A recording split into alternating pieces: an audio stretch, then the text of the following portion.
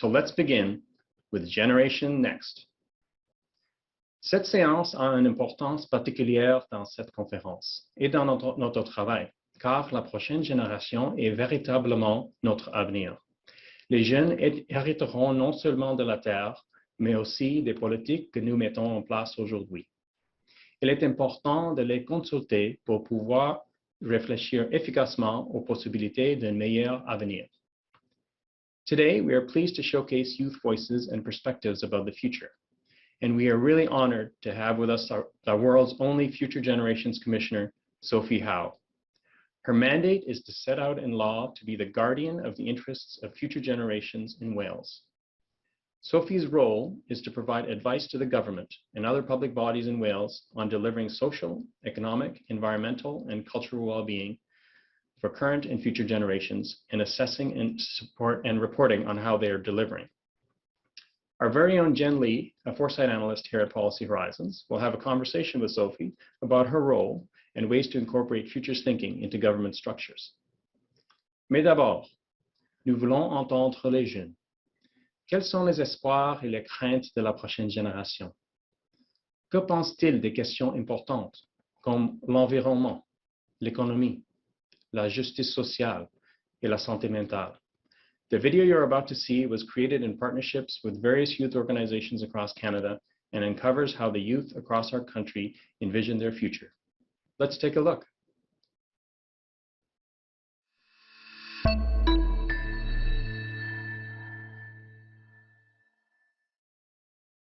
Youth will inherit the earth.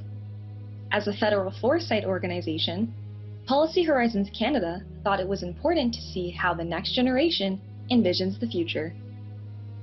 We sourced youth voices from across the country.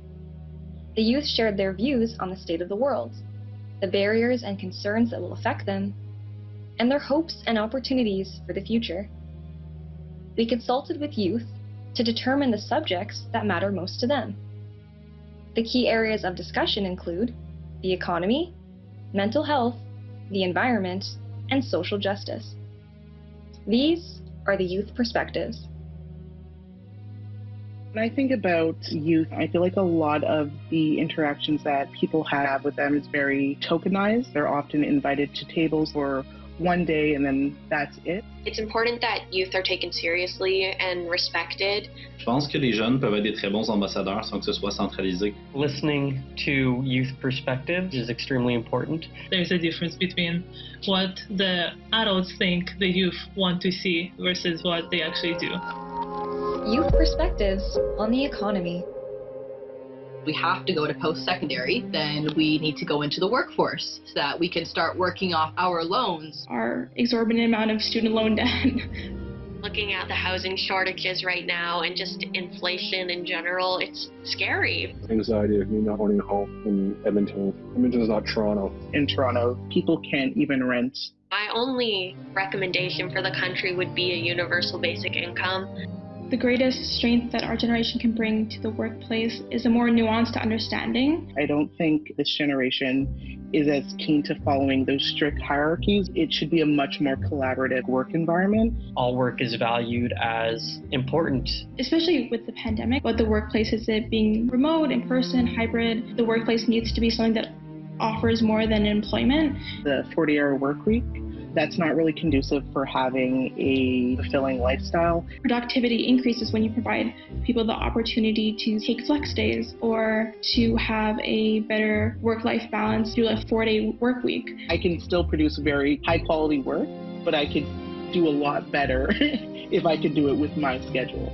Considering accessibility standards and how our work is impacting different communities, we have a very different perspective than any generation that came before us, and that will definitely benefit any workplace. On reconnaît qu'il y a un système qui est brisé. Et ça a fonctionné pendant un bout, mais ça fonctionne plus. Over the last decade, average tuition fees for full-time Canadian undergraduate students increased faster than the rate of inflation. My dad and his family immigrated to Canada because of a flood that happened. You just see like the effects that the climate has on racialized folks especially. So that's what had an impact on me becoming interested in climate action. Youth perspectives on the environment. The one uniting concern that our generation has is the environment. We're the ones who are going to inherit the earth. Thinking about the planet in a more conscientious way was brought to us in elementary school. A lot of folks have lived experience that provides them with greater knowledge. My Indigenous background, it's more of a protector mindset. A lot of my peers are environmental engineers, and they come from First Nations communities, solve collective understanding that the environment needs to be protected. If all the rivers, lakes, everything's polluted, we're not going to have clean drinking water. We can't live. Forests are very important when it comes to the absorption of CO2, and there needs to be a better balance of building back up the lost greenery when new buildings take over. In terms of climate change itself, we look at protests and rallies that have occurred over the years that are always championed by youth and being led by youth. I went to a climate action protest recently, and there were kids in grade 1 and grade 2 that were there. 62% of young Canadians agree that Canada has an obligation to lead globally on climate change.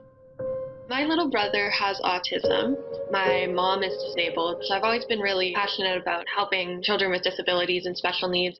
They've both really inspired my advocacy. I'm also pretty passionate about mental health, as it's something I've kind of struggled with, and just seeing my peers struggling as well.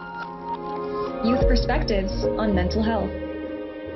The stresses that come with life that start when you're about 13, puberty and high school. It's a hard time for a lot of people. Destigmatizing mental health starting at that age would be very beneficial. There's a lack of funding that goes into mental health resources in the academic setting. Students suffer. I was able to attend a couple sessions with the therapist because of my school. After that, I didn't have the financial resources. I know a lot of youth, they're no longer living with their parents. They're no longer a beneficiary. They've started their own career, but they're working minimum wage jobs, so they don't have what they need. A lot of people in my community that just can't afford that kind of stuff. They don't have the health care. It's not included in our universal health care, making it not universal. It's one thing to have these supports in place. It's another thing to make sure that the people that are providing that service can actually connect with the people that need that service. I am an immigrant. That has shaped who I am and how I think. Diversifying the people that are in that field, but also diversifying how people can get access to it. We should make mental wellness facilities just as popular as physical wellness facilities. Things like Kids Help Phone and hotlines that you can call. That doesn't give you the same support as meeting with the same individual week to week who's trained to help you. Mental health is something as serious as breaking your leg or having an immune condition or anything like that. Making clearly accessible, affordable, hopefully free mental health support would be the most beneficial way to help any Canadian. 15 to 24-year-olds are more likely to experience mental illness and/or substance use disorders than any other age group. I'm a refugee. I came from Russia. My mother is a Russian Jew and my father is from Afghanistan. Youth perspectives on social justice. Since I came to Canada, when I'm the one talking, I'm almost seen as the refugee poster child, someone to be pitied. My race, ethnicity, religion are there, and then everything else comes after. It's not a blank paper like it is with white folks. I can't turn off my color and how I'm going to be perceived. I internalize that pain. An action that we can take to make Canada more equitable is to take an intersectional approach. In order to measure the inequities for underserved populations, collect race-based data. Unfortunately, that infrastructure just isn't available in Canada at the moment. Someone has to be a certain degree of educated or well-spoken to be listened to, which is such a backwards way of thinking about things. I feel like my community is not often listened to. I try and use my position to just amplify the voices around me. Seeing the voices of marginalized individuals being taken seriously has been life-changing. We shouldn't be projecting what we think is best onto those groups. We take solid efforts to make clean drinking water a thing on reserves. We're number 4 in the world for freshwater resources, and we still have communities that have zero access to clean drinking water. It's just absurd. I'm not an Indigenous person, but just because it doesn't impact me directly, it doesn't mean that it doesn't matter. It does matter. As regards to unmarked graves, modern news outlets actually taking the effort to make stories on these very important topics. We're all here to help and benefit one another. Younger generations of leaders are far more diverse than older ones, with 20% of 18 to 29-year-old leaders identifying as a visible minority, and 28% identifying as LGBTQ2+. Youth visions of the future. I would describe my ideal vision as a community based in justice that prioritizes the needs of the collective as opposed to a few folks in power. An equitable society that really values people over profit, focusing on sustainability and hope for future generations. We should strive towards developing an economy and a society which strives for the success of all Canadians in Canada. Ce serait un pays uni, inclusif et qui fait rayonner ces valeurs-là sur le reste de la planète. I hope that the future of Canada is a representative, equitable, and caring society. It's one that's more flexible, takes an evidence-based approach, and is proactive. It'll be a more forgiving, more compassionate world where we don't have to explain to people that we all deserve the same opportunities and the same rights. For more information, please visit horizons.gc.ca. I don't think I'll ever own a house in Toronto, if I'm being honest, even at 45. I get so excited thinking about this. I would like to have a family. I would love to have a farm. I'll be on Mars in 2045. At 45, I would be financially free, promoting other artists. That's more than double my age right now, so at that point, I'll definitely be set. I haven't thought about being 45 that much. I'll be working like a 9-to-5 job. I go to an office, I sit down, so I come home. I don't think I'll own a house, condo maybe, and cook a dinner and then watch TV and maybe go to like Walmart.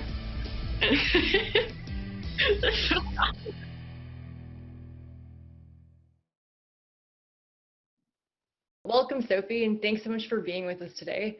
So I think we'll start the session off just by reflecting on some of the voices that we just heard, what we just heard and saw in that video. So in your position as like the world's first and only commissioner, not just for youth, but for future generations that don't even yet exist, what about the video resonated most with you? Well, I was blown away really by the commonality of the issues raised by young people in Canada and the same issues with the young people in Wales and the UK. So issues around climate being really at the top of the agenda, and you know, some of the climate anxiety and the real challenges around this, and the real frustration that global leaders aren't acting fast enough to tackle the climate emergency. Some really interesting reflections on the changing nature of work and the way our economy needs to shift. And I'm a really strong advocate of a well-being economy. I believe that economy needs to work to reduce inequality. It needs to work within planetary boundaries, and I think that's the reflections from young people of Canada as well, but also the ways in which we're going to work, or we want to work in the future.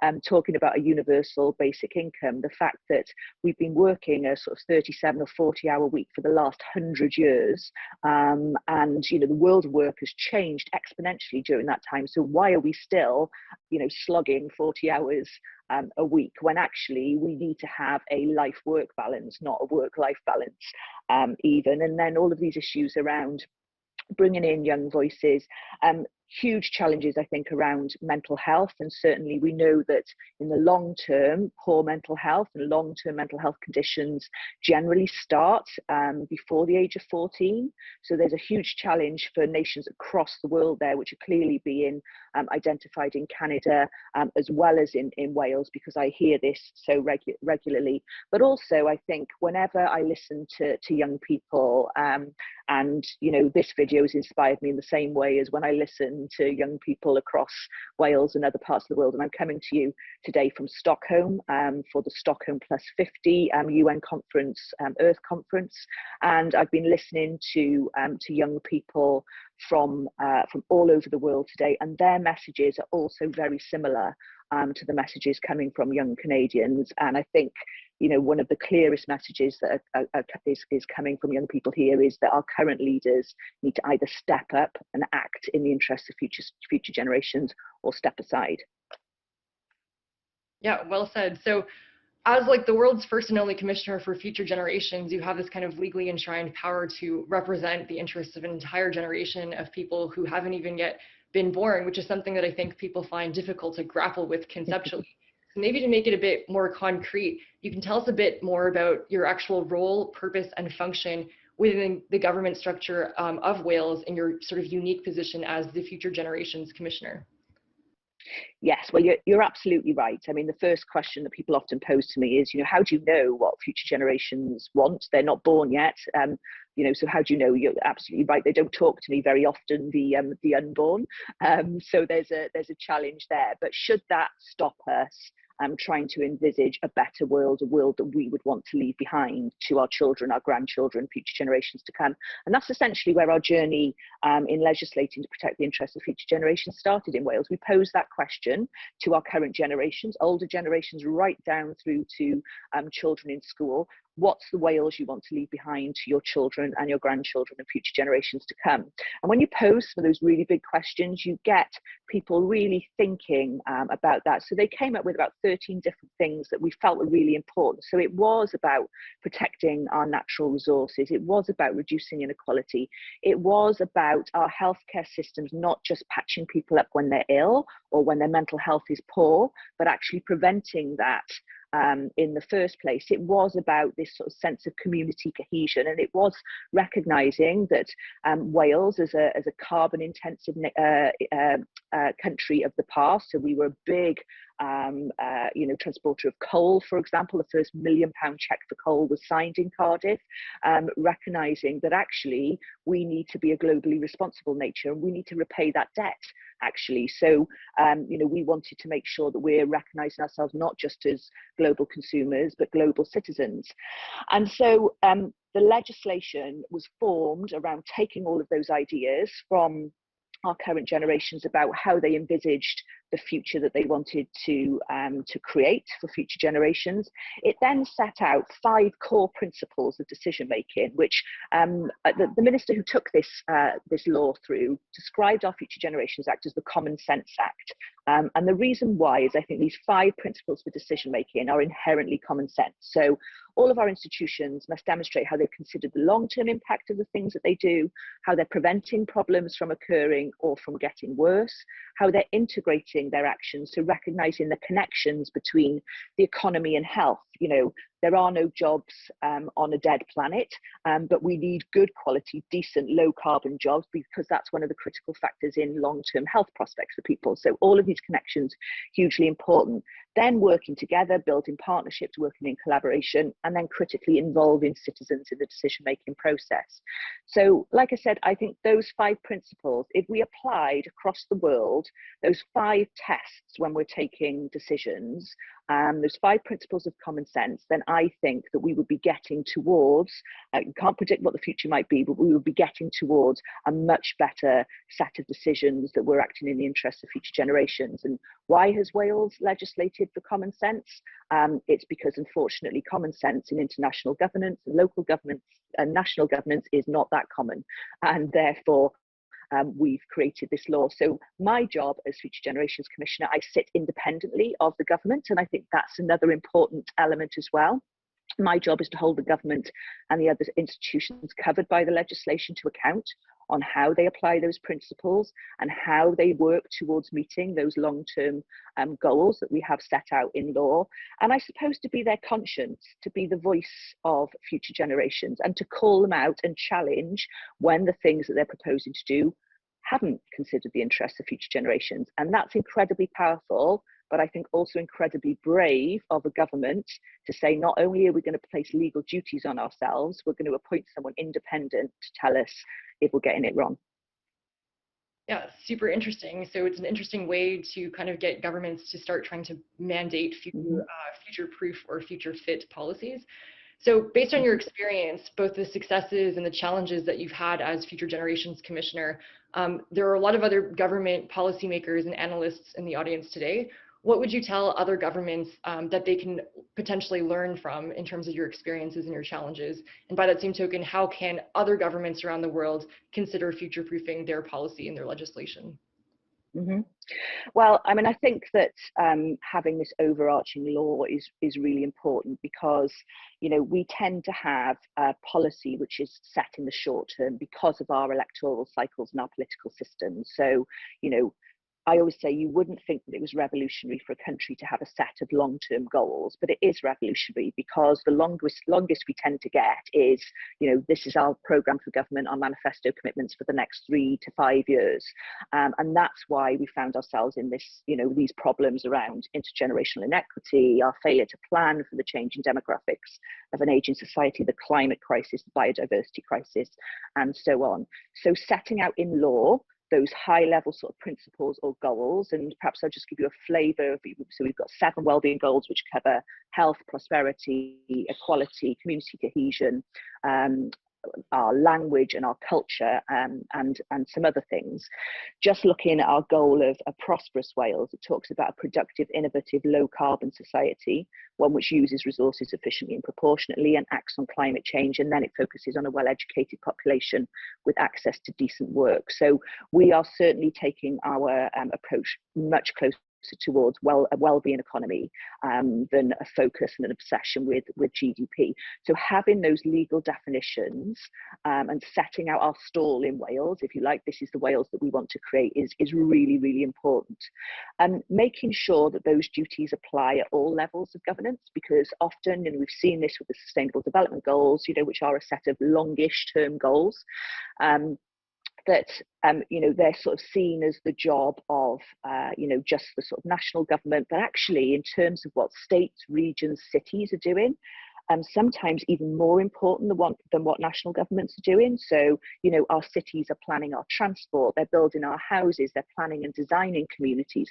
All of those things are going to contribute to whether we have decent jobs, whether we're reducing our carbon emissions, whether we're improving health by reducing air pollution, and so on. So critically important that we're seeing it from both the top down and the bottom up, and having those duties across the board.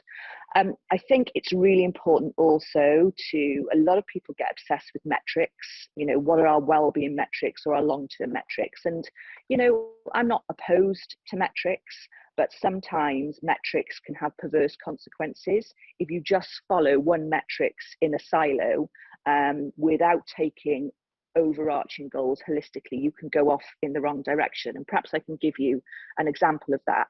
If our aim was to decarbonise our transportation system, mass investment and government grants and support for rollout and purchase of electric vehicles would probably be a sensible answer to that. That would help us to rapidly decarbonise transportation immediately. However, if your goals are holistic goals, like improving the health of the nation and reducing inequality, whilst also reducing carbon emissions and promoting community cohesion, actually, you come to a different solution there, because investment in public transport and active travel, walking and cycling, is a much better answer, because we need to get people out of their cars because of the obesity crisis that we have looming at us. We need to get them travelling in a healthier manner. We don't want people just sitting in congestion in their electric cars. We want them out interacting with their communities. We need to focus on tackling inequality. So people who can't afford diesel cars at the moment, the lowest paid, the lowest income families, certainly won't be able to afford electric vehicles. So it's critically important that we don't set off on a mission to look at things in a silo-based mentality, and we need to have those requirements around holistic thinking. So I would say those are the main principles that I would advocate. And I think, you know, we have this framework in Wales. It's not perfect. We're trying to unpick a system of old, where lots of things have come before the Future Generations Act and conflict with it. But having that long-term framework for a country where every institution of state is required to act within it, and someone independent holding those institutions to account, I think is a framework that other countries could follow. Awesome. So you've laid out a really good summary of basically the legislative framework, different kinds of metrics of well-being, and also the limitations of reductive metrics. So more concretely, sort of what is an example of a program or policy that you've been able to put forward using these frameworks in your time as the Future Generations Commissioner? Mm-hmm. Well, we've seen a plethora of really significant reforms in Wales as a result of our Future Generations Act. One that I'm going to pick up on because the young people in your video mentioned it. So a universal basic income for the first time in Wales. We will next year be having a pilot of a universal basic income. And that was based on my interventions setting out how tackling poverty is the root cause of so many ills within our society. So the fact that poverty kills, if you live in poverty in Wales, you could die 20 years younger than someone who doesn't live in poverty. The fact that if you live in poverty, you're more likely to be a demand on our healthcare system.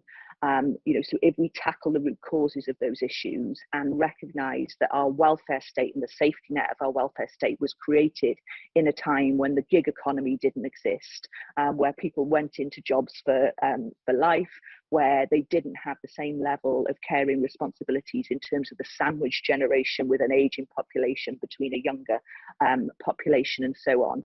So, a universal basic income is a really exciting progressive move which has come as a result of our Future Generations Act. I suppose one of the biggest first tests of the legislation was government proposals to spend the entire of their borrowing capacity on building a 13-mile stretch of motorway to deal with the problem of congestion.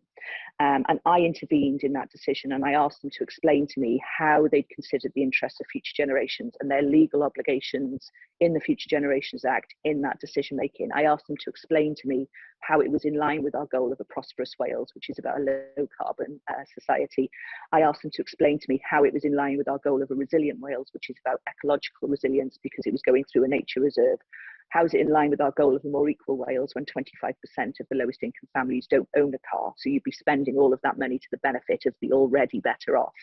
And the First Minister of Wales reversed a decision that was previously regarded as a done deal, that this road was going to be built, and he changed his mind. And from there, that has triggered a fundamental change in the way that we do transport planning in Wales. So a whole new transport strategy based on well-being. Changes to the criteria for awarding funding. And this year in the Welsh Government's budget, we've shifted from 2/3 of our infrastructure investment funding going to building roads, and that's reduced to 1/3. And at the towards the end of last year, our minister announced a moratorium on all road building in Wales, the first country in the world, and with all existing programmes halted to be reviewed in light of our Wellbeing Act. So you can see there how, starting from having a law with those principles, having someone independent to call out when that law is not being appropriately applied in one incident, can then flow right through the system. There's lots of other things, reforms to our curriculum based around well-being, based around creating ethical and informed citizens, healthy, active, confident individuals, a move away from rote learning and imparting knowledge, being the role of teachers, to actually developing skills for the future amongst our young learners. So we're incredibly excited about what's going on in Wales. Don't get me wrong, there are still lots of challenges unpicking this system of old, but when you set out these long-term goals and you inspire people to a countrywide Team Wales approach to meeting them, great things can happen. Wow, so you've talked about a lot of really ambitious programs, a road building moratorium, you talked about UBI. You must come across a lot of really, really fascinating and ambitious policy ideas in your line of work. Mm-hmm. So with an eye to sort of like what your ideal vision for the future and for future generations is, what is maybe like the most thought-provoking or interesting or ambitious policy that you've come across, even if it hasn't yet been implemented? Oh, fascinating. Well, I mean, I think that, the whole shift to well-being economics, everything being tested, all spending decisions being tested on the basis of well-being, I think could be one of the most fundamental shifts. But let's bring it back to how this feels for people. And I've got an 8-year-old daughter, and when she's my age, 44, what do I want her life to be like? A bit like the young people in your video talking about what would they be doing when they're 45. Well, I want her to be able to walk out of her I want her to be in a warm home, a well-insulated home, one where she's not living in fuel poverty. I want it to be a zero carbon home. I want her to be able to walk her daughter out of her front door and right into nature on her doorstep, nature, biodiversity in all of our urban communities. I want her to be able to walk her daughter to school without breathing in polluted air. I want her daughter, my granddaughter, to go to school and be involved in teamwork, in collaboration, in a school which is as focused on her mental well-being and her physical well-being as anything that she might formally learn at the moment. I want her to be able to know that she can go into green industries as a young engineer. And not have to worry about whether there is inequality in those areas, because programs have been opened up to target underrepresented groups in those areas. So those are the aspirations that I have for my daughter, and those are the aspirations that I have for every young child in Wales. And I think when we have this legislation, when we have these legal duties, and when we have a commissioner who has powers to make sure that they happen, then I'm pretty optimistic about that sort of future for my daughter and her daughter and any future generations to come. Thank you, Sophie and Jen. It's extremely important that we engage with youth on how they envision the future and how they think we can best future-proof our policies and programs. Sophie, I really appreciated hearing about the work you're doing in Wales and about your vision and aspirations for your daughter and for future generations. So thank you for that. And it's also interesting to note some of the same issues that the youth are worried about in Canada are similar to what you have been hearing in Wales and around the world. So merci encore, Sophie and Jen. To learn more about Foresight and read our latest reports, please visit horizons.gc.ca.